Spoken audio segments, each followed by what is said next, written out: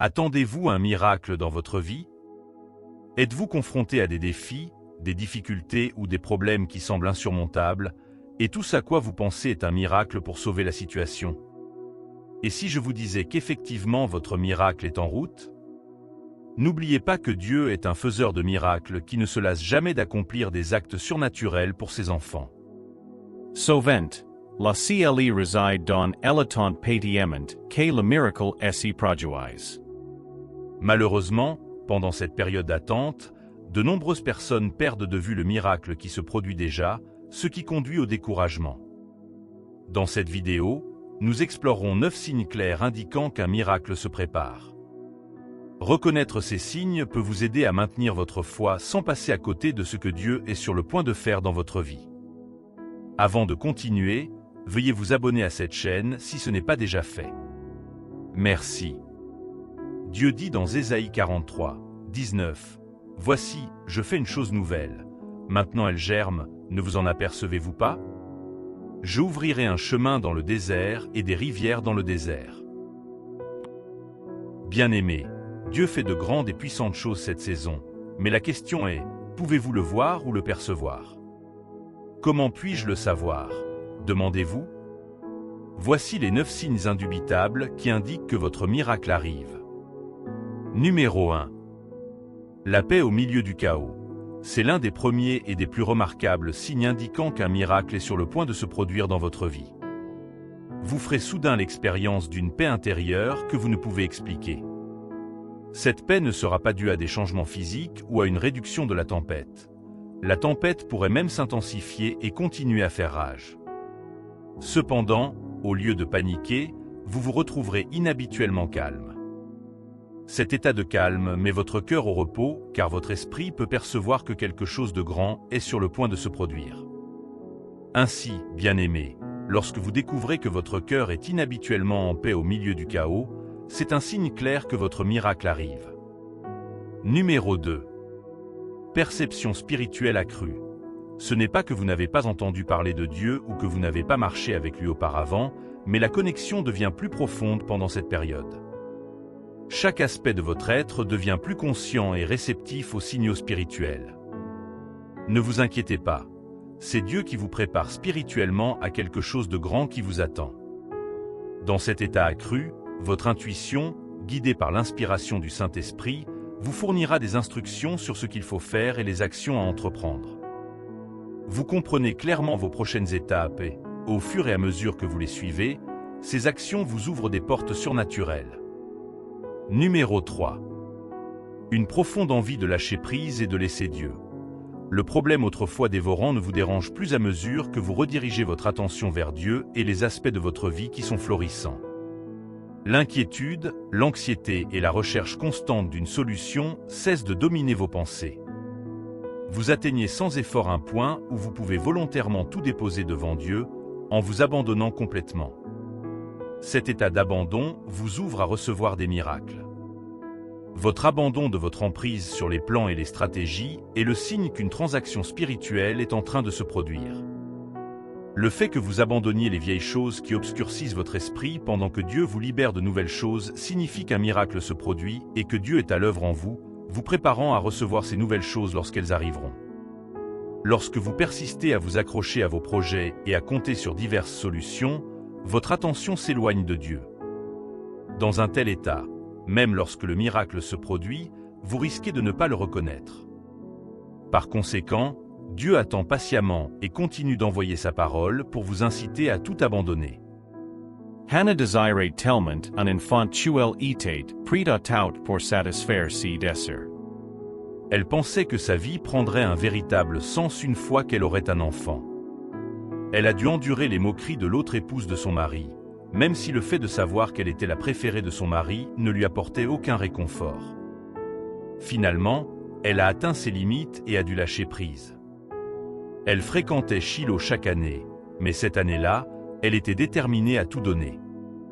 Cependant, quelque chose d'important est arrivé à son cœur.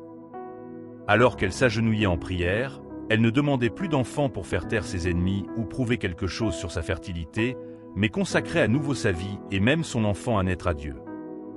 À ce moment-là, elle reçut la confirmation que son enfant miracle était en route. Déplacer votre attention de votre besoin vers Dieu est un signe clair qu'un miracle approche. À ce stade, vous ne vous souciez plus de savoir si vous recevez ou non la chose pour laquelle vous priez. Votre amour pour Dieu devient inconditionnel, qu'il accède ou non à votre demande.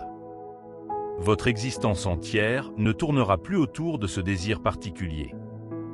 Anna avait désespérément besoin d'un enfant et pensait que cela définissait son existence. Cependant, lorsqu'elle a finalement eu Samuel, elle l'a rendu volontairement à Dieu. Elle avait déjà lâché prise, et son cœur était dans un état d'abandon complet avant l'arrivée de Samuel, ouvrant la voie au miracle. Par conséquent, lorsque vous observez votre cœur s'éloigner de ce désir sincère et que votre concentration subit un changement significatif vers Dieu, vivant pour lui et cherchant à lui plaire, lorsque votre joie n'est plus liée à cette demande spécifique, c'est une indication claire que le cœur s'abandonne à Dieu. Dans cet état, vous êtes prêt à recevoir le miracle imminent. Numéro 4.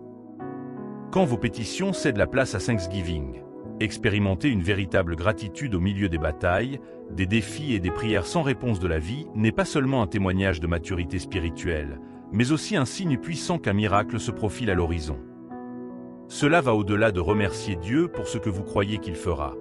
Cela implique de reconnaître et d'apprécier les nombreuses choses qu'il a déjà faites.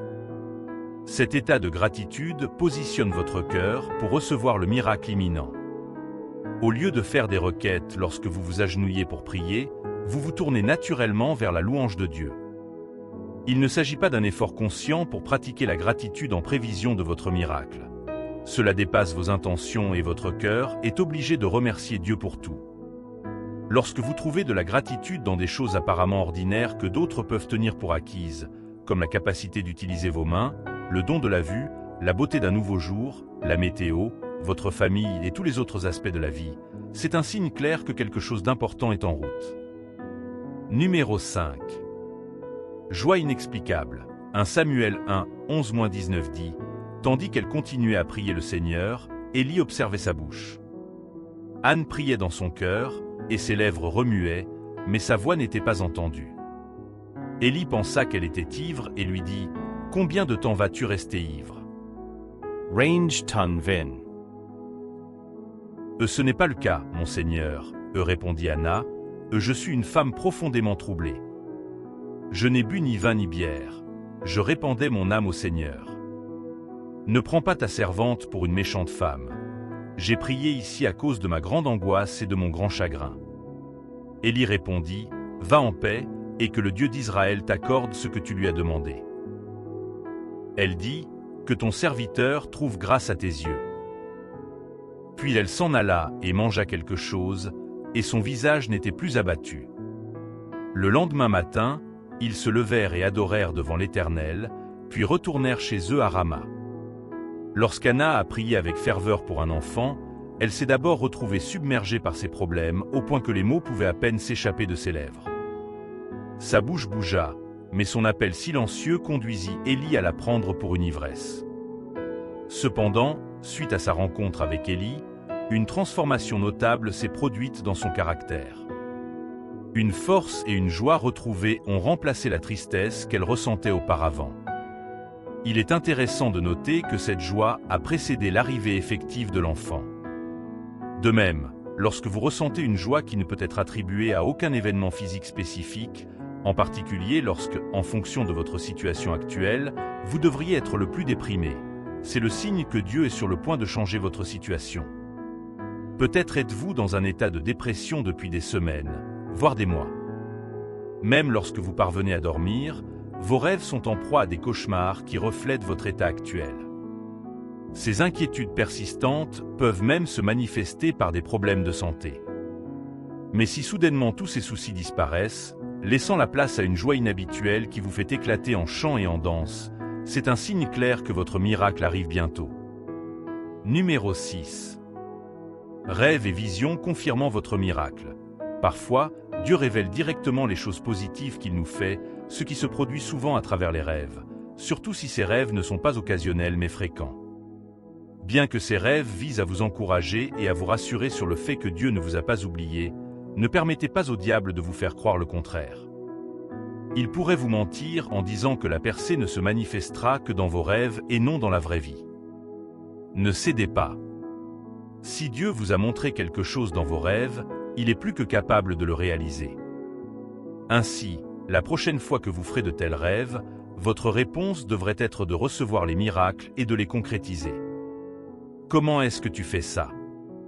La réponse est dans le signe suivant. Numéro 7. Priez plus que jamais. Lorsque votre miracle se produira, vous souhaiterez passer plus de temps avec Dieu dans la prière. Les situations autour de vous exigeront que vous priez davantage.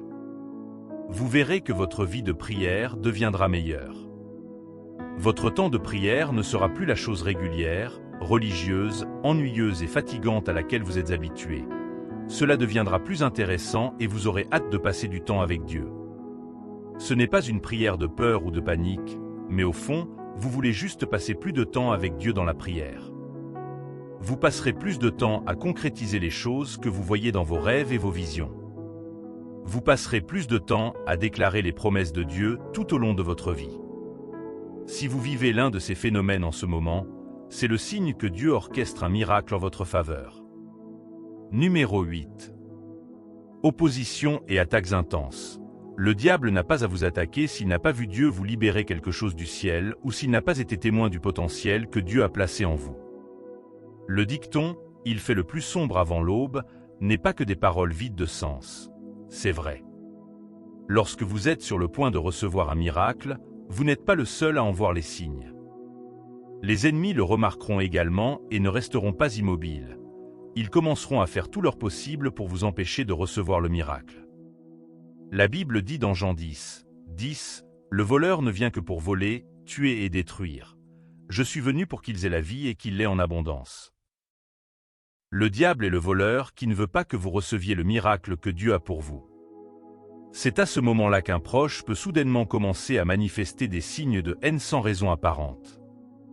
Vous ne comprendrez même pas ce que vous leur avez fait, mais il pourrait devenir hostile et agressif.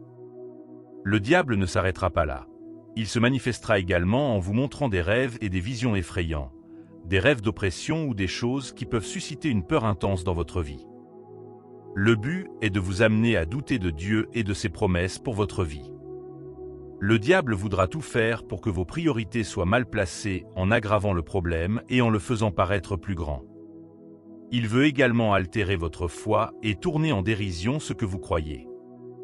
Par exemple, lorsque vous perdez soudainement votre emploi alors que vous attendez une promotion, c'est le diable à l'œuvre pour vous faire douter de votre prochain miracle. Il vise à remplacer votre joie par le chagrin, la tristesse et la peur. C'est pourquoi vous devez être conscient de ce signe afin que lorsque vous le voyez, au lieu de paniquer, vous puissiez vous réjouir car vous savez que c'est un signe que votre miracle arrive et non un signe que le diable gagne. Numéro 9. D'autres ont le même rêve à votre sujet. Lorsque plusieurs personnes font le même rêve à votre sujet qui confirme ce que vous avez vu, c'est un signe de Dieu pour vous affirmer qu'un miracle se prépare. Parallèlement à vos rêves et visions, d'autres pourraient partager des rêves identiques ou similaires avec vous. Cela servira de confirmation de ce que Dieu vous a déjà montré. Lorsque vous voyez l'un ou la plupart des signes partagés se manifester dans votre vie, cela indique que votre miracle arrive. Mais ce n'est pas parce que c'est une indication qu'il arrive que vous le recevrez. Vous devez savoir que Dieu est fidèle et qu'il restera toujours fidèle à sa parole. Sa parole souligne déjà que la foi est importante pour que vous receviez quoi que ce soit de Dieu. Ainsi, pendant que vous voyez ces signes, vous devez garder votre foi vivante. Pas seulement la foi qui consiste à vous asseoir et à croiser les mains en attendant que Dieu fasse pleuvoir la manne sur vous, mais une foi qui agit. La Bible dit dans Jacques 2, 26, « Comme le corps sans l'esprit est mort, ainsi la foi sans les œuvres est morte. » L'un des signes partagés est que votre perception spirituelle sera accrue et que vous pourrez entendre Dieu. Maintenant, lorsque vous entendrez Dieu, il vous réitérera certainement ses promesses pour renforcer votre foi. Mais au-delà de cela, il vous fera suivre certaines instructions et vous devrez agir avec foi. Dieu ne vous laissera pas dans l'ignorance quant à ce que vous devez faire, mais votre obéissance est requise. Isaac aurait pu paraître peu sérieux lorsqu'il a semé sur une terre desséchée par la famine. Les autres agriculteurs du pays devaient le considérer comme un novice qui ne comprenait pas les lois de la famine, mais cela ne le dérangeait pas et il a simplement agi selon la parole de Dieu et son miracle. Pierre et les autres disciples avaient travaillé toute la nuit pour essayer d'attraper du poisson. Lorsque Jésus leur est apparu, ils détenaient la clé du miracle qu'ils recherchaient, mais pour que le miracle se manifeste, ils devaient agir. Jésus leur a dit de jeter leur filet dans la mer. Ils se demandaient s'ils n'écoutaient pas, car ils avaient déjà expliqué qu'ils avaient travaillé toute la nuit sans rien attraper. En tant que pêcheurs professionnels, ils savaient que la nuit était le meilleur moment pour attraper du poisson, mais Jésus leur a demandé de jeter leur filet à l'eau à cette heure de la journée. Pour éviter d'avoir l'air désobéissant, ils n'ont lâché qu'un seul filet dans l'eau, et ce qu'ils ont attrapé était au-delà de ce qu'ils pouvaient soulever. Imaginez s'ils avaient pleinement obéi et mis tout leur filet à l'eau. Vous voyez, vous ne recevrez souvent qu'à la mesure de votre obéissance. Cette obéissance sera un test de votre foi, montrant à quel point vous faites vraiment confiance à Dieu pour accomplir tout ce qu'il a promis. Vous pouvez empêcher le miracle de vous atteindre si vous n'agissez pas n'importe quel type d'action, mais l'action juste. N'oubliez pas que plus le problème auquel vous faites face est important, plus votre miracle est grand. Alors que vous traversez des épreuves, l'oppression, les déceptions, les chagrins et toutes les choses négatives que la vie vous réserve, rappelez-vous qu'ils ne sont là que pour accomplir un plus grand miracle pour vous. Le psaume 34, 19 dit « Le juste peut avoir de nombreuses difficultés, mais l'Éternel le délivre de toutes. » Regarde ça, il ne disait pas simplement certains, mais tous. Comment va-t-il vous délivrer? Bien sûr, cela se fera de manière miraculeuse. Alors gardez votre foi vivante et accrochez-vous à la parole de Dieu, car elle ne peut jamais échouer. Tout le reste peut échouer et se révéler être un mensonge, mais pas la parole de Dieu. Dieu est un faiseur de miracles. Il a fait des miracles incroyables dans le passé et n'a pas perdu le contact. Il peut toujours dépasser tout ce que vous souhaitez ou pour lequel vous priez si seulement vous lui croyez et lui faites confiance. La question est, croyez-vous en lui? Nous laisse prier. Père, je crois que tu es un faiseur de miracles. Je reconnais que rien ne vous est impossible. Votre amour et vos soins pour moi sont sans limite. Aujourd'hui, je me présente devant vous avec assurance et foi dans mon cœur. Je crois que les problèmes qui me attendent ne sont rien à vos yeux. Je prie pour que vous les expliquiez clairement afin qu'ils perdent leur pouvoir sur ma vie. Seigneur, les signes autour de moi indiquent que mon miracle est en route. Accorde-moi la grâce de continuer à croire jusqu'à ce que je reçoive mes miracles. Guide-moi pour que je prenne les mesures de foi nécessaires qui accéléreront la manifestation de mes bénédictions. Je sais que vous ne me refusez aucune bonne chose et que vous ne désirez pas me voir souffrir. D'après ta parole, je comprends qu'il y a un but dans chaque défi de ma vie. Je prie pour que le but derrière ces défis soit atteint et que vous accomplissiez votre volonté à travers eux. Seigneur, je prie pour la présence durable de la paix dans mon cœur. Que l'ennemi ne me vole pas la paix que tu m'as accordée. Accorde-moi la grâce de vaincre les attaques et l'opposition de l'ennemi. Je refuse d'être victime des tactiques du diable et je ne succomberai pas aux mensonges qu'il tente d'implanter dans mes rêves pour inciter à la panique. Je choisis de rester ferme sur la parole de Dieu en laquelle je crois, sachant que le pouvoir de la parole vaincra chaque attaque du diable. Je prie pour la protection de mon esprit contre les assauts du diable. Je sature mon esprit de la parole de Dieu. Je déclare que tout ce qui n'est pas conforme à la parole de Dieu ne trouvera aucune expression dans mon esprit. Seigneur, je prie sincèrement pour que ma vie continue d'être un signe et un prodige. Que les grandes merveilles que vous accomplissez dans ma vie soient un témoignage qui amène les autres à croire en vous et à vous servir. Laissez ma vie être une lumière brillante qui attirera les autres vers vous. Merci, cher Père, d'avoir entendu ma prière, car je prie au nom de Jésus. Amen. Si ce message a touché votre cœur, veuillez cliquer sur le bouton j'aime pour plus de messages remplis de l'Esprit. Pensez à vous abonner à cette chaîne. Rendez-vous dans la prochaine vidéo. Que Dieu te bénisse.